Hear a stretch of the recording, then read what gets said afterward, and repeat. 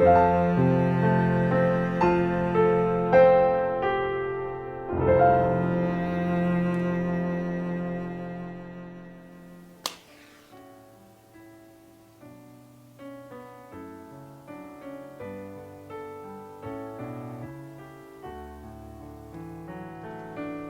was a man named George. He was the pastor of a small church not too far away from here. One Sunday morning just before Christmas, he came to the pulpit carrying a rusted old birdcage. The door seemed to be broken off it. He took the birdcage and he laid it carefully on top of the manger, which was right beside the pulpit.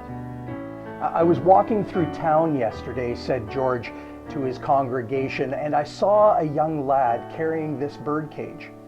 And inside the birdcage were 3 tiny birds that were of no real consequence. They were cold and shivering, both from the temperature outside and certainly from fear." George stopped the young lad and he said, "What have you got there, son?" The boy said, "Just some dirty old birds." "What are you going to do with them?" Pastor George asked. "I'm going to take them home and I'm going to have so much fun with them. I'm going to tease them and I'm going to pull their feathers off, and I'm going to put just a little bit of food in the middle of the cage and let them fight it out and scrap until they hurt each other. Oh, I'm going to have such a good time." "But you'll get tired of them after a while. What are you going to do with them then?" asked Pastor George. "I have some cats at home," said the boy. "They like birds. I'll give the dumb old birds to the cats and the cats will tear them to pieces. It'll be so much fun." "Give me those birds," said the pastor. "You don't want these old birds. They're just plain old field birds. They don't sing and they're not even pretty." "Give them to me," George demanded. Well, Pastor George took his wallet and he opened it and he took all of the money that he had and he handed it to the boy. The boy happily grabbed the money and off he went with his newfound treasure.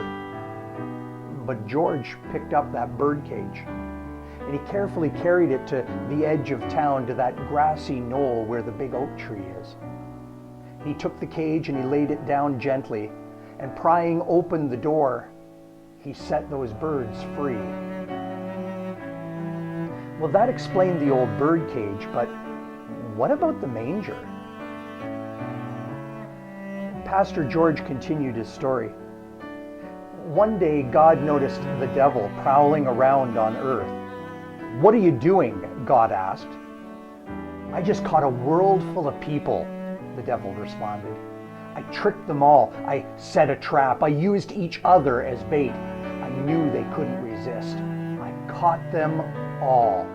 "And what are you going to do with them?" asked God.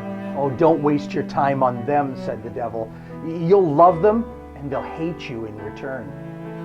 You'll teach them and they'll call you a fool. You'll come to them as a friend and they'll spit on you and curse you and call you every name imaginable. They'll even kill you." The devil continued, "Then I'll leave them to die, alone and away from you, God, forever.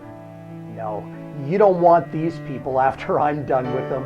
They will be worth nothing to you. Leave them alone," said the Holy One. Then Jesus replied, "They're worth everything to me. I'll go and I'll help them. I'll come and I'll give my life for them, my blood and my tears. I'll go and set them free." The Holy One was satisfied. That's why Jesus came, and we remember that with the baby at Christmas time. This child, this Holy One of God, came here to help us.